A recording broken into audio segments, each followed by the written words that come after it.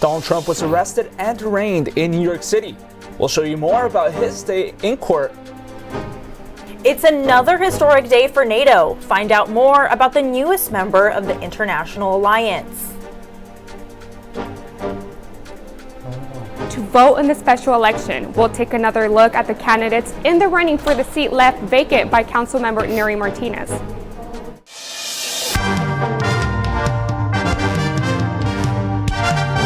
Annenberg TV News is next. Could very well lead under the Biden administration's leadership to an all-out nuclear World War III. Can happen.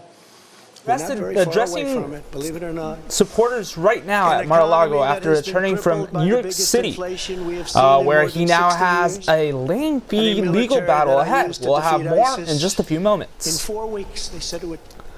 The former president is charged with 34 felony counts and pleaded not guilty to all charges. Hi, I'm Jose Romo. I'm Marissa Rio. We will go back to Mar-a-Lago. The former president made his way down from Trump Tower, where he spent the night after arriving from Mar-a-Lago. He arrived midday today to the Manhattan Criminal Court, where he turned himself over to prosecutors. Trump said in an online post on his way to court, the arrest is surreal, and said he, quote, can't believe this is happening in America, MAGA. The former president has been pushing the message out to his supporters on his own social media platform, Truth Social. Here are pictures of Trump inside the courtroom. The charges stem from an investigation into payments made to an adult film actress and others around the 2016 presidential election. The district attorney says Trump falsified business records to conceal the hush money payments. Trump's attorneys spoke to the media outside the courthouse. I think that what you saw in the indictment that was unsealed today is exactly what has been talked about for the past 7 years, and the district attorney has turned what is actually a completely political issue into a political prosecution, and it's not a good day. The 34-count indictment against the former president was unsealed and became public today after Trump appeared in court. Trump was charged with 34 counts of falsifying business records. The charges, typically a misdemeanor, have been elevated to Class E felonies. Each count carries a maximum sentence of 4 years under New York law. Under New York state law, it is a felony to falsify business records with intent to defraud and an intent to conceal another crime. That is exactly what this case is about. 34 false statements made to cover up other crimes. These are felony crimes in New York State, no matter who you are. We turn now to breaking news. As we mentioned at the top, Donald Trump has arrived at his Mar-a-Lago estate and is speaking out now for the first time since his arrest earlier today. I'm supposed to negotiate with NARA, the National Archives and Records Administration, which as of this date is a radical left troublemaking organization that red flags the Constitution of the United States and the Bill of Rights as dangerous and triggering. Can you imagine? This is what we have to deal with. But there is no criminality under the Presidential Records Act. That is not what it's all about. We were negotiating in very good faith, proper way. Turning to the former president's stay in New York City is causing a headache for law enforcement, hoping to keep the president's supporters at bay.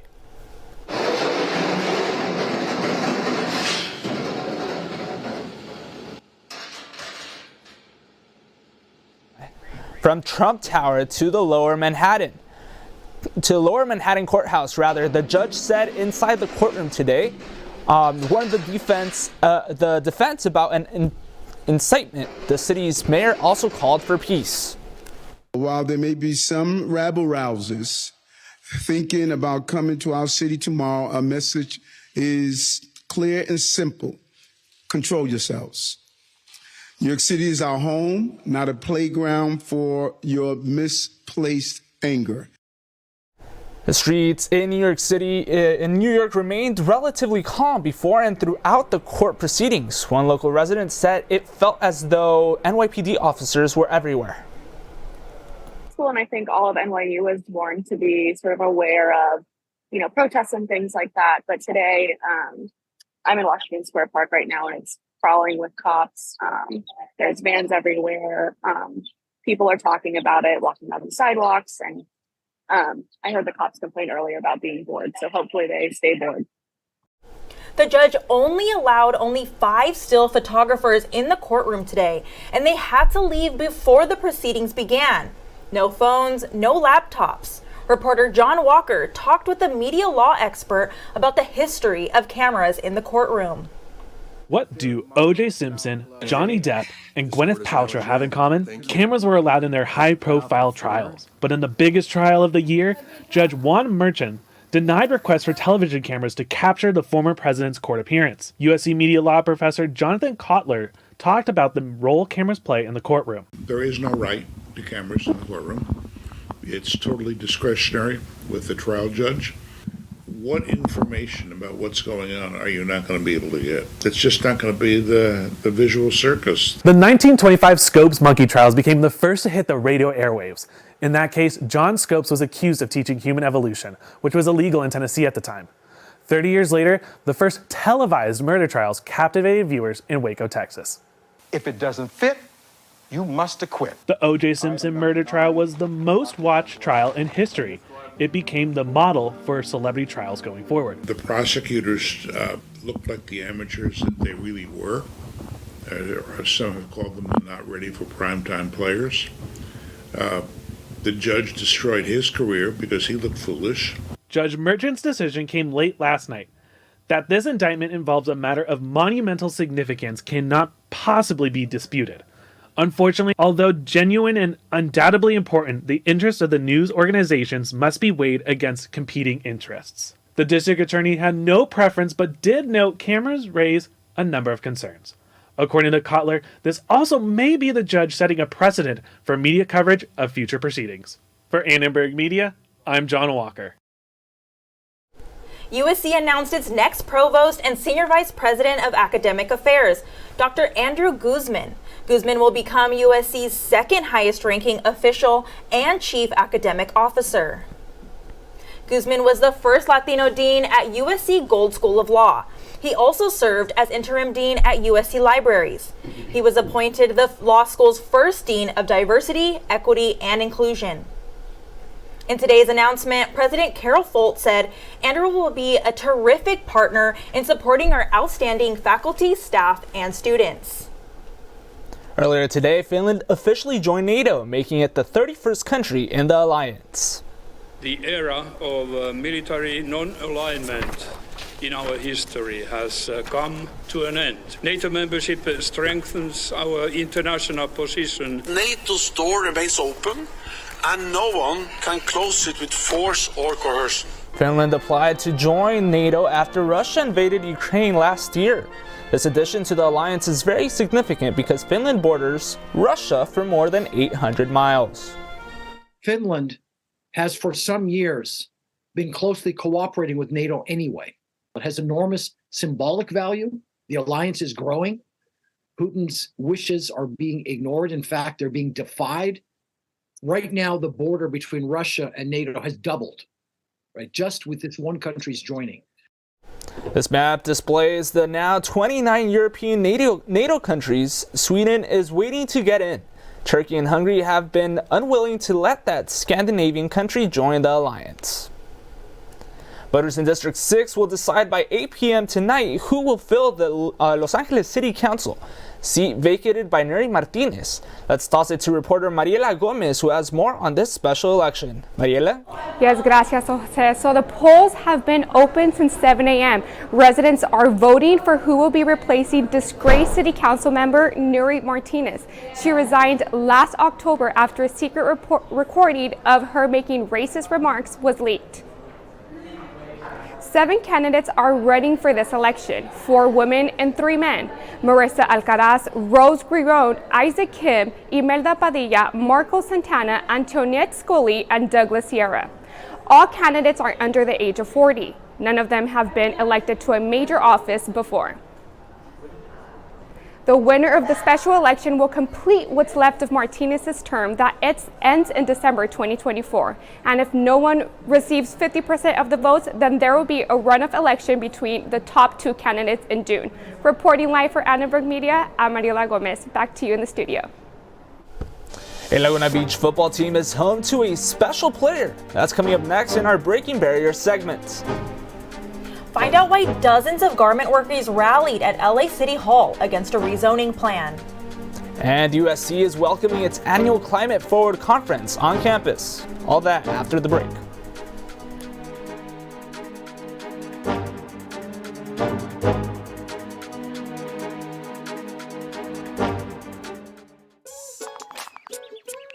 Worried your friend's struggling but don't know how to reach out?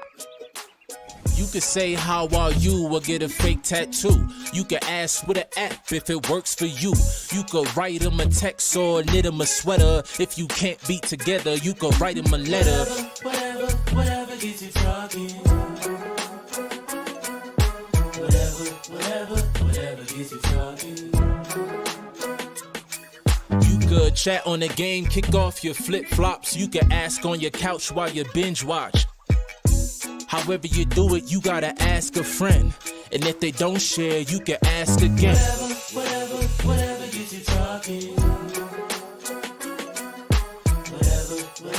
Whatever gets you talking.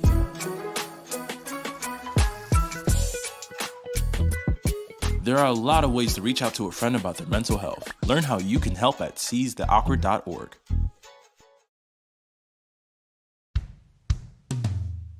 Hey world, I have a quick message. It's about safe driving. All right, let's go. Anytime you're driving, have the seatbelt buckled tight. Both hands on the wheel and your phone out of sight. When not in your hand trying to text somebody back. Because if you do, your car might get smacked. The moral of the story, just put your phone down. The people on the road will stay safe and sound. Put your phone down, put your phone down. People on the road will stay safe and sound. Yeah. Garment workers gathered in the Fashion District today to protest against a new community plan. Reporter Tracy Wang was downtown this morning to speak with them.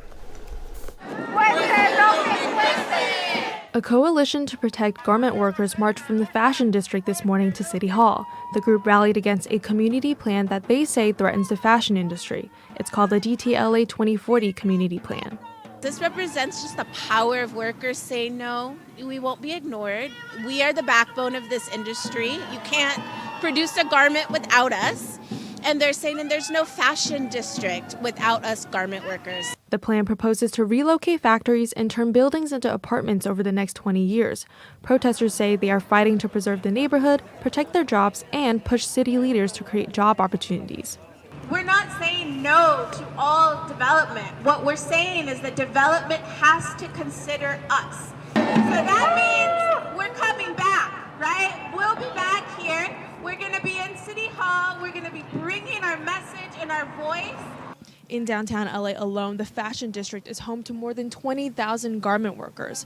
During the COVID-19 pandemic, the garment workers you see behind me were part of the essential workforce, making millions of face masks for frontline workers. But now the 2040 Community Plan is pushing them out and threatening their essential income. Often making less than minimum wage. Many workers, are barely getting by even with minimum wage salaries. If they were to lose their jobs or have to travel further away, that means, they can't pay rent or they spend less time with their family. I think it's going to be really hard for the garment workers because mainly all of them really depend on the garment industry, and it's all located here in downtown Los Angeles. The coalition plans to meet members of the Planning and Land Use Committee at City Hall next week. And on May 12th, the City Council will be voting on the plan to turn garment factories into apartments. For Annenberg Media, I'm Tracy Wang. Annenberg Media has reached out to the project manager for the plan, but we have not heard back yet. The USC Wrigley Institute for Environmental Studies welcomed a series of panelists for their annual Climate Forward Conference. Val Demings and Adam Kinzinger joined Bob Schrum in a moderated conversation about reaching a bipartisan solution for climate change. President Carol Folt also spoke about what USC is doing. There are a lot of things we could do better here. If we can't make our own home clean and our neighbors' homes cleaner and better, how can we go out telling everybody else what to do? And say, no, it is an issue. Do you care about the United States leading the world in energy for the next 100 years? This fall, they'll be opening a sustainability hub on campus just in the center of Truesdale, a central location for sustainability like across the university to be connected like in one spot. You will see USC will have a new sustainability office on campus next fall. USC students are banding together and partnering with the American Foundation for Suicide Prevention to combat and end the stigma around mental illness. Multiple student organizations participated in a campus walk on the party lawn today to spread awareness for suicide prevention efforts. Participants had the opportunity to learn about available resources and visit the attractions. We're having Wellness Day, a funded USG event. We're highlighting the Out of Darkness Walk, which allows students to present those who have been dealing with mental illnesses and suicide. I'm here today because I lost my mom to suicide in 2017. I think it's important to normalize those conversations for those suicide loss survivors, and they can maintain hope while giving hope to those also affected by suicide. Along with the walk, the event included activities and wellness speakers from a variety of student and nonprofit organizations. And well, it's been getting really hot, yet really windy these last few days. Rory, tell us, what should we expect for the weather in the next few days? Well, I have some amazing weather news, Jose. Today was the coldest day. I was a little blown away by the wind today, but let's look at that current weather and I can let you know a little bit more. Our high today was 60 degrees and we had a 34% humidity, but never fear, get your lawn chair out and tanning clothes, and because the UV index is 8 and it's finally warming up this week. Let's take a look at that 5-day weather. Get out your disco kit pants because this week weather is all in the 70s. Let's take a closer look at this week's weather. On Wednesday, we have a high of 70 and a low of 45. And Thursday, we have a high of 76 and a low of 49.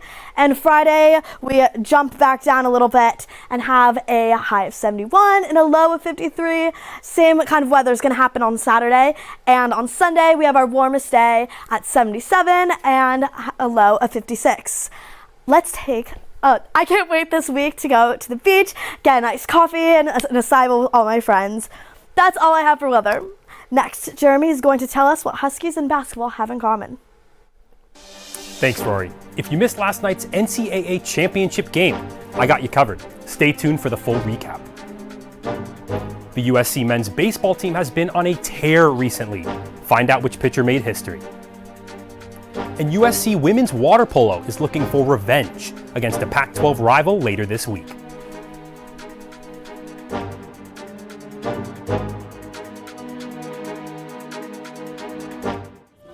Leaving hot coals improperly extinguished can cause a wildfire. Hey guys, it's Smokey! It looks as if Smokey is going to use the drown, stir, drown and feel technique. After the first drown, a good start. Next, another drink. And finally, a close feel. Is it cool? Okay. Yeah. Hey, Smokey, catch! Oh, my bad, Smokey. Only you can prevent wildfires. When I was your age, I was just like you, fascinated by stars.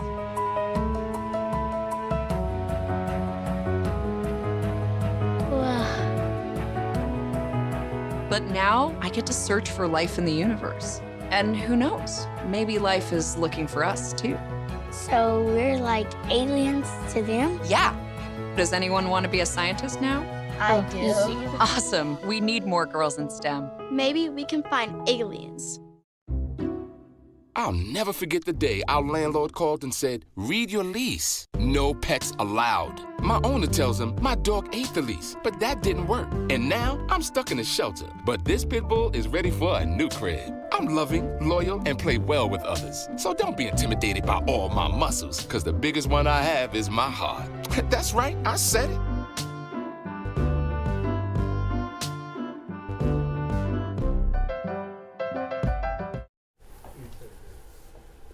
Welcome back to ATVN Sports. I'm Marissa Rio. And I'm Jeremy Cole.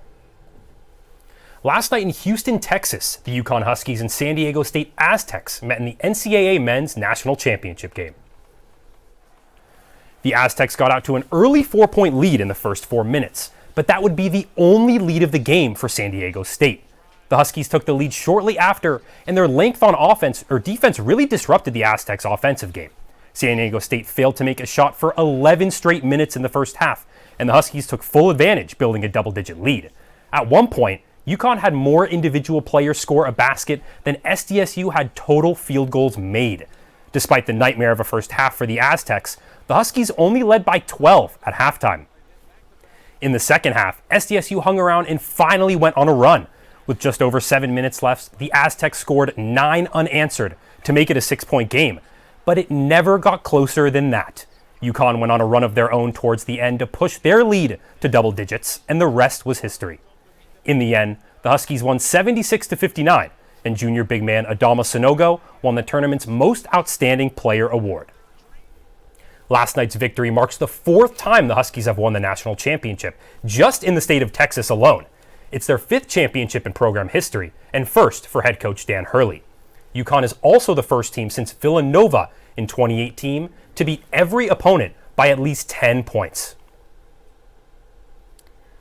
That game last night was so impressive. I've been impressed by UConn this entire tournament. Beating every single team by double digits is crazy. I don't know how they did it, but it just looks like they're not even really breaking a sweat. Yeah, seriously, they look like one of the most dominant teams almost of all time in NCAA tournament history. As I said, it's been a couple years since someone's done the things that they did this past year, and they just had a full team from top to bottom, a tournament-ready team. Their length and their size, the ball handling ability, they were a damn good team. Yeah, they played really well. USC Baseball is just minutes away from their matchup against Loyola Marymount at Dato Field. The Trojans are looking to extend their winning ways after earning their 4th straight series win over the weekend. After winning 2 of their 3 games against Utah this past weekend, USC is now ranked number 25 in the country, according to Baseball America. Junior pitcher Tyler Stromsborg was named the Pac-12 Pitcher of the Week after throwing a complete game shutout against Utah on Friday. Stromsborg's complete game shutout was USC's first since 2019. Guys did a great job behind me. I think I just did a good job throwing strikes and trusting the defense, and it was great. You feel comfortable going out of the windup, so put guys away. There was a time where there's no outs, give up a hit, running on first. Double play is huge momentum shifter for us.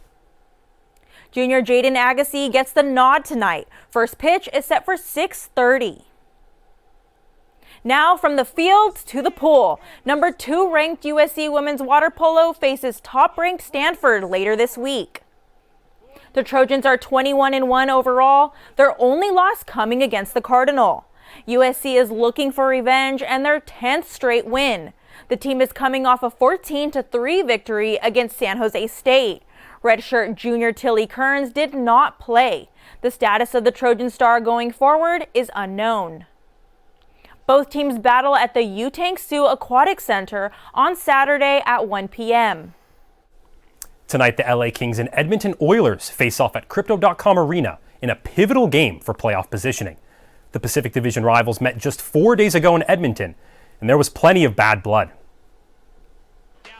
Last Thursday's matchup started off with a bang as Oilers superstar Connor McDavid aggressively boarded Kings defenseman Mikey Anderson.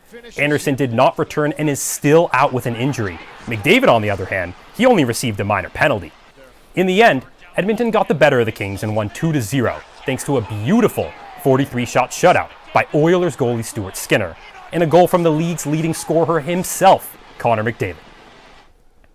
Taking a look at the current Pacific Division playoff standings, both the Kings and Oilers have clinched playoff berths. However, these two teams are separated by just 1 point, and with 5 games left in the regular season, tonight's game could easily be the difference between who gets home ice advantage if these two teams meet in the playoffs.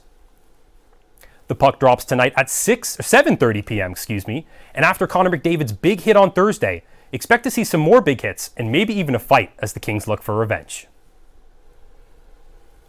And that's all we have for ATVN Sports. I'm Jeremy Cole. And I'm Marissa Rio. Now sending it over to Jose for more news. No idea what to do with your weekend? SC What's Happening has ideas ready for you.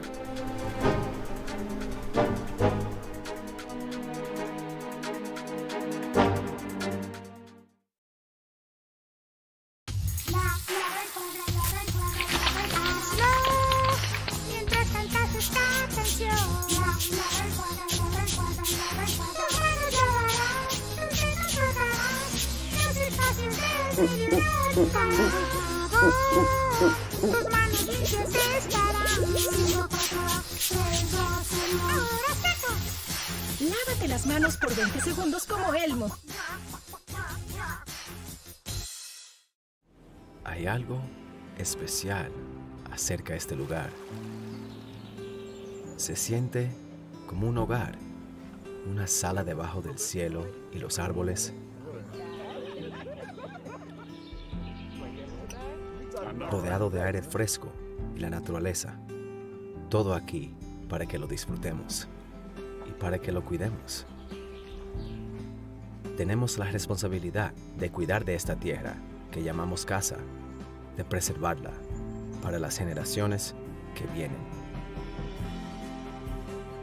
Cada acción pequeña contribuye para un cambio mayor y cada uno de nosotros podemos hacer la diferencia.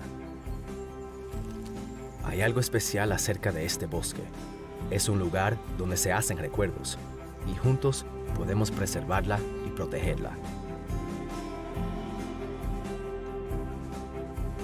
In this week's Breaking Barriers segment, our very own Fake McGrath talks with a high school female running back who challenges the roles of masculinity in football.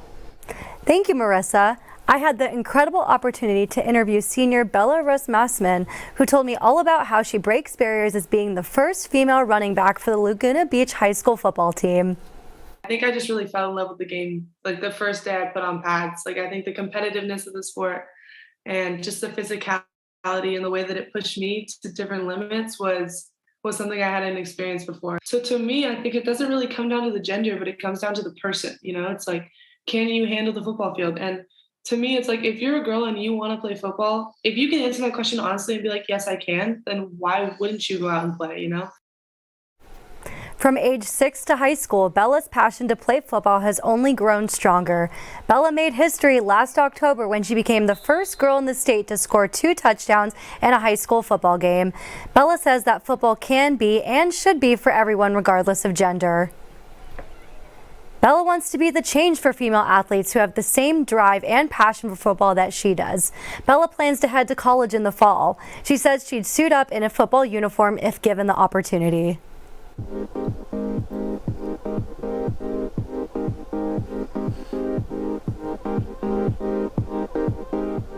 Do you have some free time this week? Whether you're looking to explore LA or stay on campus, SC What's Happening got you covered. For USC music lovers, 3 days of free concerts will be hosted at Taper Hall. Kicking off tonight at 6:30, the music extravaganza will showcase different types of cultural music for students to enjoy. This Saturday, USC Woodlands is hosting its Black Student and Faculty Hike. Interested hikers can expect to work up a light sweat on the 2-hour trek in Griffith Park. Woodlands hopes to bring together Black students, professionals, and faculty through nature. And finally, is schoolwork stressing you out? Well, it sure is stressing me. Stop and smell the wildflowers. Early spring showers have brought a super bloom to Southern California. Poppies and other native California flora will be blossoming across the state. They're just a drive away. If you want to see, head out to Chino Hills or Point Mugu State Park. Are you looking to do any of those activities this weekend? Yeah, Jose, you know I'm trying to head out and go to those free concerts right now. Well, thanks for watching Annenberg TV News from everyone at Annenberg Media. I'm Jose Romo. And I'm Marissa Rio. For more coverage, watch and subscribe to our YouTube channel at youtube.com/Annenberg Media. Good night.